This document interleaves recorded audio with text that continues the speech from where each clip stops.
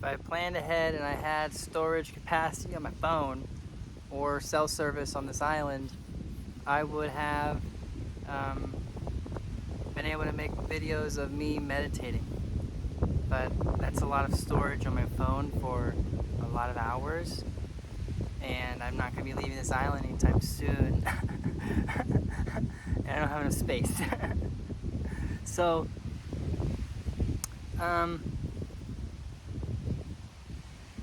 I think it'd be good for people to meditate more than they think they should. So if you think it's good to get an hour of meditation a day, do an hour and 20 minutes. And then if you think 10 minutes of meditation is good in a day, do 15 minutes. And maybe even 12 minutes. And then, once you're like, I really want to meditate, and you find yourself sitting there for 8 hours meditating, the next thing you might want to do is start moving. It will help you push yourself from like introduction and like exploring it to more so embodying it as time goes on. You want to start embodying it. And so last year I was on Mount Shasta for like 7 weeks, and I would meditate for the first month I was there. I was up there for a month, and then I left, and then when I went back up there, I went back up there with a couple people. So the first month I was by myself. And in that month, I meditated between 6 to 8 hours a day. Sometimes it was a little bit more, but I only meditated more than that, like maybe once or twice. And then I never meditated much less than that. And it was just, I got to Mount Shasta with the intentions of being on Mount Shasta to come into recognition of myself. And as I'm living up there, I find myself going, I don't really feel like I need to find myself over there or over there. I think I could just probably be right here. And so I would be sitting there meditating, and I started to listen to different spiritual teachings while I'm meditating. So I listened to Ram Dass and Eckhart Tolle and Sadhguru, and at the time it was those three that I would listen to most. And I would have in my ears while I'm meditating. So I would be sitting there, and the only thing that I could really focus on beyond my thoughts, if really my thoughts were that distracting I couldn't even hear the audio in my ears, then that would be helpful to know too.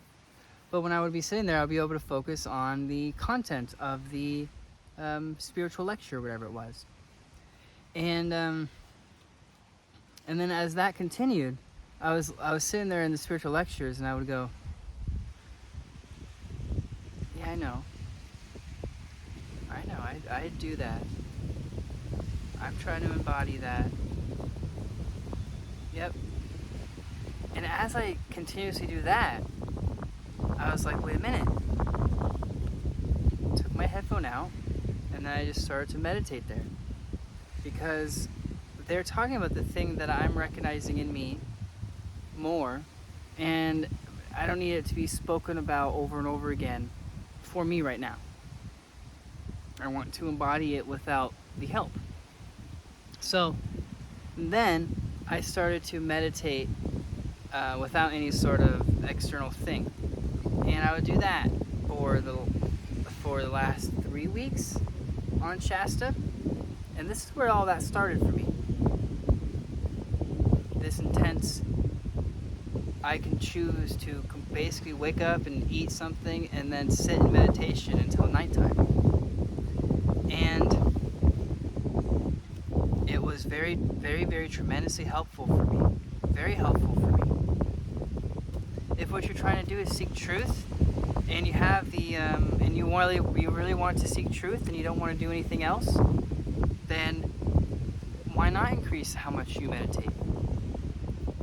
So I did that, and then when I started traveling with some people, I would be meditating. Can't be in such length of time because you're with people now. But I'll be meditating for hours still, and then I got to this point where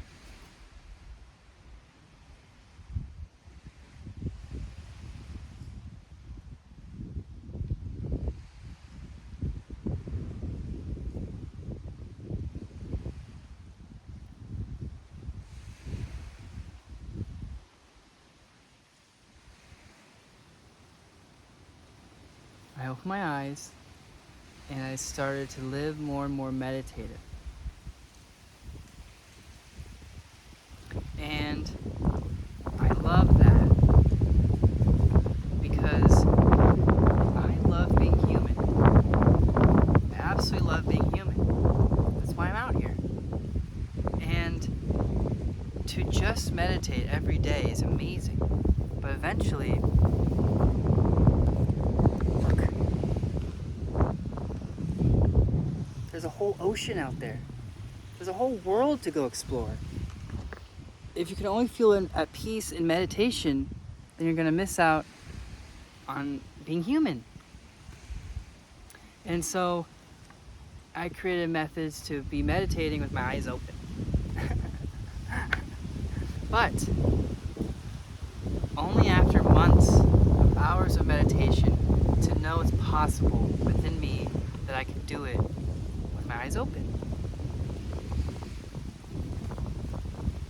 And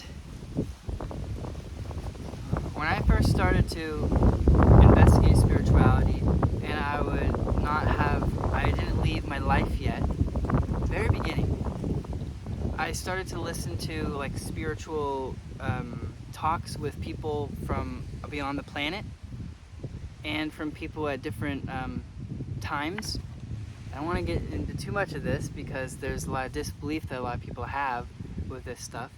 It's true, but there's a lot of disbelief which can get in the way of hearing everything else for a lot of people. But so I was listening to this talk with this woman who is channeling a mom and her two kids from the year, I think it was 2100 or something like that, or 2109, I think, to be specific. And one of the questions that was asked was like, do you guys meditate? And these questions were asked before the sit down was. So the response was, when I saw that this was the question, I had to figure out what meditating was. I don't know what you're talking about when it comes to meditating. Like, what's meditation? We don't really have that word in our vocabulary. And she goes, so I saw what it is, what you guys were talking about, and I kind of thought it was a little silly. Because she said, because you can't really do anything else while you're doing it. And that people in the future are more meditative in nature, which, we kind of all know that we're headed towards New Earth. And so I heard that and I went, wait a minute. Yeah, but meditating helps so much of us here. Ultimately, once you have more of a control of your mind, what's the point of meditating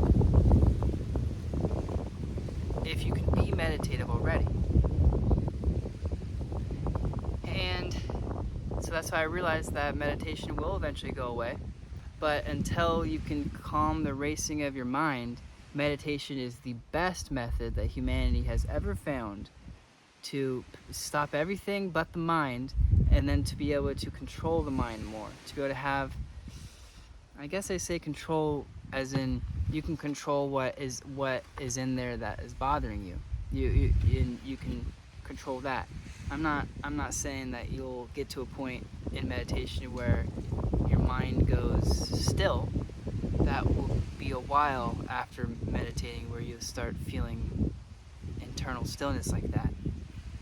But that was my interaction with meditating. And that was when I haven't meditated for 8 hours a day. And I was thinking, interesting. And then thank you to Sadhguru, because someone asked him, a couple weeks after I saw that, someone asked him, hey Sadhguru, how often do you meditate? Because you teach everyone yoga, you teach everyone meditations, like what do you do? What's your practice? And he goes, well, basically I kind of start my day, and then like 15 seconds into it, I'm like good to go. That's what I do. I'm just good to go all day after about, I pay attention. I start my day and I'm paying attention to it, and I'm good to go. And I went, that's what she's talking about. Hopefully that made some sense, and that you continue to meditate, and then that you incorporate meditating into your daily life, so you're not all hectic in your daily life and rely on sitting down in meditation to feel good, because then you're trapping yourself in being a meditative person only in like this.